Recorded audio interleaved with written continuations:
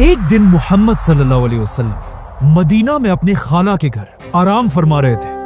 अचानक उनकी आंख खुली और वो मुस्कुरा रहे थे। उनकी खाला उम्मे हराम ने पूछा कि या रसूलल्लाह, आप क्यों मुस्कुरा रहे हैं? तो आप सल्लल्लाहु अलैहि वसल्लम ने कहा कि मुझे इसी वक्त एक विजन दिखाया गया है कि मेरी उम्मत के कुछ लोग समंदरों पर जंग के लिए ऐसे जा रहे हैं जैसे बादशाह अपने तख्त पर होते हैं। ये सुनते ही उनकी खाला उम्मे हराम ने कहा कि या रसूलल्लाह, आप दुआ करें कि मैं भी उस फौज में शामिल हूं। तो आप सल्लल्लाहु अलैहि वसल्लम ने उन्हें जवाब दिया कि आप उस फौज में जरूर होंगे। रसूलुल्लाह सल्लल्लाहु अलैहि वसल्लम के बाद मुसलमान हजरत उमर के दौर में दुनिया की सबसे बड़ी सुपर पावर बन चुके थे और मुसलमानों की फौज ईस्ट वेस्ट हर तरफ फैल चुकी थी। लेकिन अब भी मुसलमानों की एक बहुत बड़ी कमजोरी थी, समंदर। और रोमन एम्पायर बार बार इसी समंदर के रास्ते मुसलमानों पर हमले किया करती थी,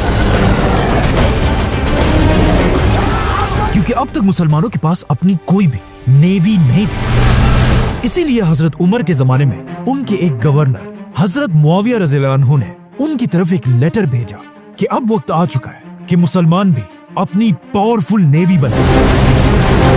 लेकिन हजरत उमर ने ऐसा करने से बिल्कुल इनकार कर दिया, क्योंकि इस समंदर में पिछले 700 साल से रोमन एम्पायर का राज था और उनके पास दुनिया की सबसे बड़ी नेवी थी, 1000 जंगी कश्ती, जिसकी वजह से इस पूरे समंदर को रोमन समंदर कहा जाता था। जिसके मुकाबले में मुसलमान डेजर्ट में रहने वाले लोग थे और उनके पास समंदरों में जंग करने का कोई एक्सपीरियंस नहीं था। लेकिन जैसे ही हजरत उमर के बाद मुसलमानों के नए खलीफा हजरत उस्मान बने, उन्होंने मुआविया रज़ियल्लाहु अन्हु, जो हजरत उमर के दौर में एक छोटे से इलाके के गवर्नर थे, हजरत उस्मान ने उन्हें पूरे शाम का गवर्नर बना दिया। और एक बार फिर मुआविया रज़ियल्लाहु अन्हु ने अपने कजन हजरत उस्मान की तरफ वही सेम लेटर भेजा। लेकिन हजरत उस्मान ने उन्हें जवाब दिया कि जब हजरत उमर तुम्हें नेवी बनाने से रोक रहे थे, तब मैं उनके पास ही खड़ा था। मतलब अब भी नेवी बनाने की इजाजत नहीं है। लेकिन हजरत मुआविया बार बार खलीफा उस्मान से नेवी बनाने की इजाजत मांगते रहे। यहां तक कि एक लेटर में उन्होंने ये भी लिखा कि रोमन एम्पायर का साइप्रस हमारे इतने करीब है कि वहां के कुत्तों के भौंकने की आवाज भी हमें यहां सुनाई देती है। बाय द वे, ये सिर्फ हजरत मुआविया ने एक मिसाल दी थी, असल में वहां से कुत्तों की आवाज नहीं पहुंच सकती। आखिर हजरत मुआविया के बार बार कहने पर हजरत उस्मान ने उन्हें साइप्रस पर हमला करने की इजाजत दे दी। लेकिन हजरत उस्मान ने कहा कि तुम एक ही शर्त पर नेवी बना सकते हो कि अगर वाकई तुम कश्तियों पर जंग करना इतना ही आसान समझते हो, तो फिर इस जंग पर तुम सारे जनरल्स अपनी बीवियों को भी साथ लेकर जाओगे। मुआविया रज़ियल्लाहु अन्हु ने खलीफा उस्मान की ये शर्त कबूल की और इस्लाम की पहली नेवी बनाने का हुक्म दिया। लेकिन यहाँ मसला ये था कि मुसलमानों में किसी को भी बड़े बड़े जंगी जहाज बनाने का तरीका नहीं आता था। तो फिर मुसलमानों ने आखिर ये नेवी बनाई कैसे? असल में इससे बहुत साल पहले, जब मुसलमानों ने ये सारे इलाके फतह नहीं किए थे और यहाँ रोमन एम्पायर की हुकूमत थी, रोमन एम्पायर ने अपनी नेवी के लिए फलस्तीन और इजिप्ट में जंगी जहाज बनाने के 2 बड़ी बड़ी फैक्ट्रीज बनाई थी, जहां रोमन एम्पायर की नेवी के लिए बड़े बड़े जहाज बनाए जाते थे, जिनका नाम था ड्रोमोन। और ये इतनी बड़ी कश्तियां थी कि इनमें एक ही टाइम पे 300 वॉरियर्स सवार हो सकते थे। लेकिन अब जब मुसलमानों ने रोमन एम्पायर से ये सारे इलाके फतह किए, कश्तियां बनाने की ये 2 फैक्ट्रीज भी मुसलमानों के हाथ आई, जो पहले तो मुसलमानों के किसी काम के नहीं थे। लेकिन अब खलीफा उस्मान के ऑर्डर्स पर इन फैक्ट्रीज को दोबारा खोला गया और मुआविया रज़ियल्लाहु अन्हु ने क्रिश्चियन इंजीनियर्स को अपने पास बुलाया कि अब रोमन एम्पायर के लिए नहीं, बल्कि हमारे लिए समंदरी जहाज बनाओ।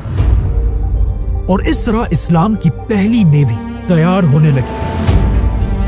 जैसे ही कुछ कश्तियां तैयार हुई, तो खलीफा उस्मान के ऑर्डर्स के मुताबिक हजरत मुआविया और उनके जनरल्स अपनी बीवियों को साथ लेकर साइप्रस फतह करने के लिए रवाना हुए। यहाँ एक बहुत ही इंटरेस्टिंग बात यह थी, हजरत मुआविया के जनरल्स में से एक की बीवी का नाम था उम्मे हराम रज़ियल्लाहु अन्हा।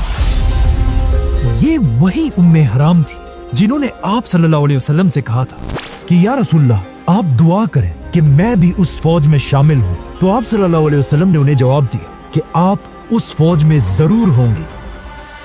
जैसे ही मुसलमानों की फौज साइप्रस पहुंची, साइप्रस के सारे लोगों ने मुसलमानों के सामने सरेंडर कर दिया। ये इस्लाम की नेवी की सबसे पहली फतह थी। लेकिन जैसे ही मुसलमान यहाँ पहुंचे, उम्मे हराम अपने घोड़े से गिरकर शहीद हो गई और यही साइप्रस में आज तक उनकी कब्र है, जिन्हें तुर्की में हाला सुल्तान के नाम से याद किया जाता है।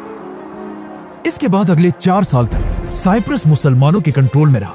लेकिन 4 साल बाद जब मुसलमानों की नेवी में कश्तियां और भी बढ़ गई, हजरत मुआविया इन सारे जहाजों को लेकर और भी आगे बढ़े और सीधा रोमन एम्पायर के कैपिटल कॉन्स्टेंटिनोपल, इस्तांबुल की तरफ बढ़ने लगे।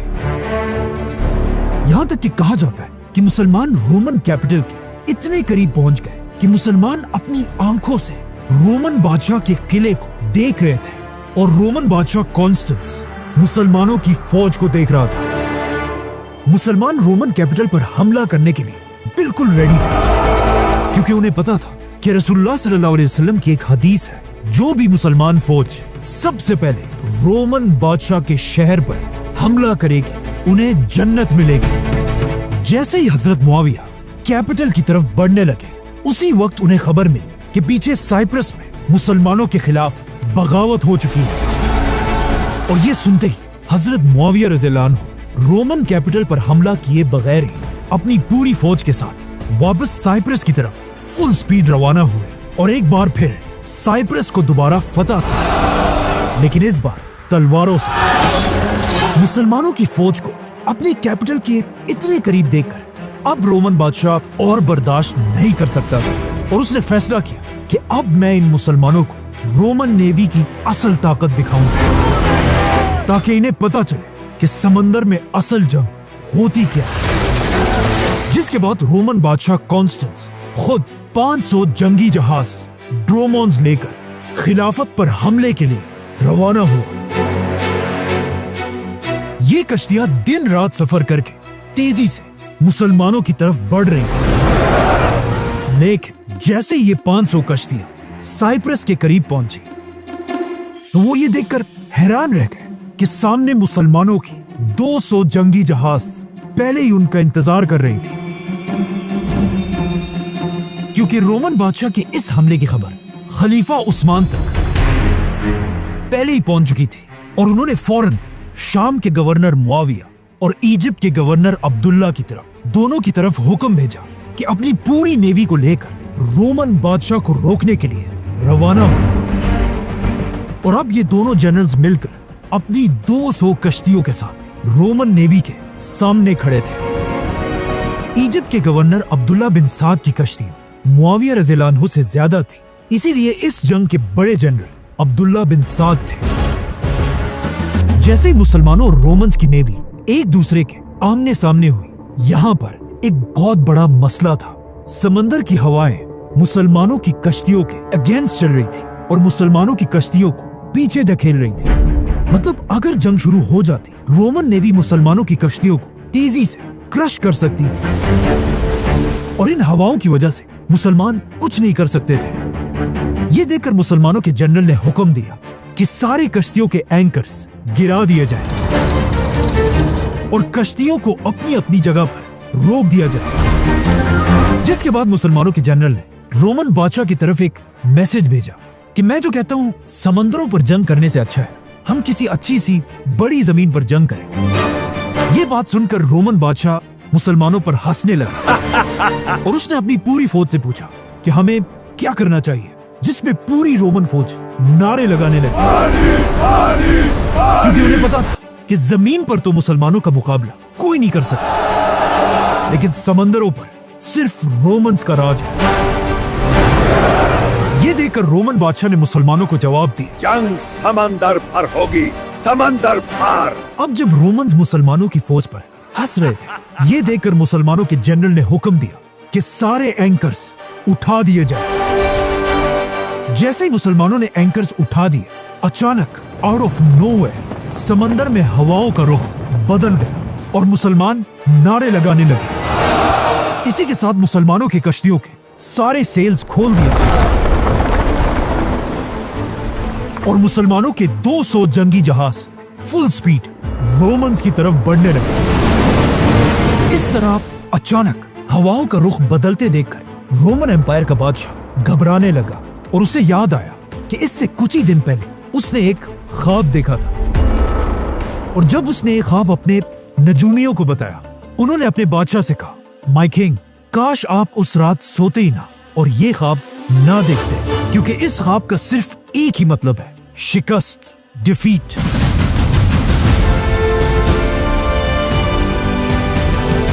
मुसलमानों की कश्तियां तेजी से रोमन्स की तरफ बढ़ रही थी और जैसे ये कश्तियां बिल्कुल एक दूसरे के करीब पहुंची तो ऑफ कोर्स क्या होना था?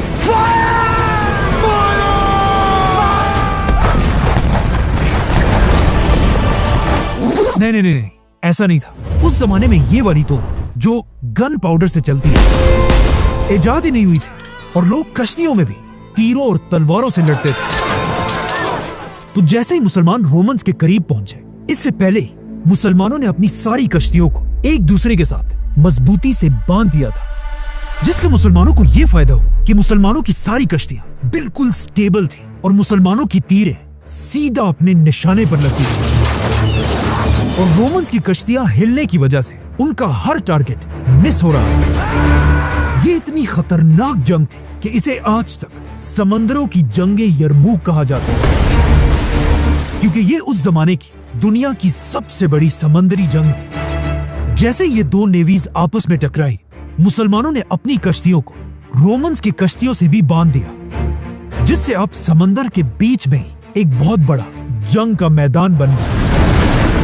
अब जब यहाँ एक बहुत ही खतरनाक जंग चल रही थी, अचानक आसमान में बादल गरजने लगे और समंदर में एक बहुत बड़ी तूफान शुरू हुई। लेकिन ये जंग इस सख्त तूफान में जारी रही।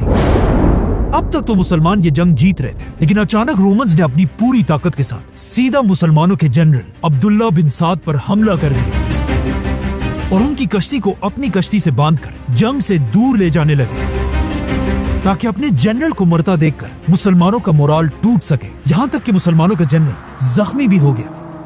लेकिन आखिर एक मुसलमान ने अपनी जान पर खेलकर इन दोनों कश्तियों के दरमियान रस्सी को काट दी और मुसलमानों के जनरल की जान बचा ली, लेकिन खुद समंदर में गिरकर शहीद हो गए। ये देखकर मुसलमानों का जज्बा और भी बढ़ा और उन्होंने इतना जबरदस्त हमला किया कि रोमन्स की 500 कश्तियां एक एक करके गिरने लगी और रोमन बादशाह को भी समझ आ गए कि अब कुछ नहीं हो सकता। कहा जाता है उसने अपने बादशाह का ताज उतारकर एक आम सोल्जर के कपड़े पहने और किसी तरह अपनी जान बचाकर वहां से भाग गए। और इस तरह मुसलमान खलीफा उस्मान के दौर में समंदरों की यरमूक जीत गए। अब रोमन एम्पायर की कमर बिल्कुल टूट चुकी थी और उनका बादशाह जख्मी हो चुका था, लेकिन फिर भी हजरत उस्मान को अच्छी तरह पता था कि रोमन कैपिटल को फतह करना इम्पॉसिबल है। जिसके बाद खलीफा उस्मान एक नया बहुत बड़ा प्लान बनाने लगे और उन्होंने अपने दूर के गवर्नर की तरफ एक लेटर और उसके साथ एक नक्शा भेजा, जिसमें हजरत उस्मान ने इस्लाम के फ्यूचर का प्लान बताया और कहा सबसे पहले मुसलमान स्पेन को फतह करेंगे, उसके बाद फ्रांस, फिर इटली, फिर ग्रीस और इस तरह पूरे यूरोप को फतह करने के बाद मुसलमान आखिर रोमन कैपिटल पर हमला करेंगे।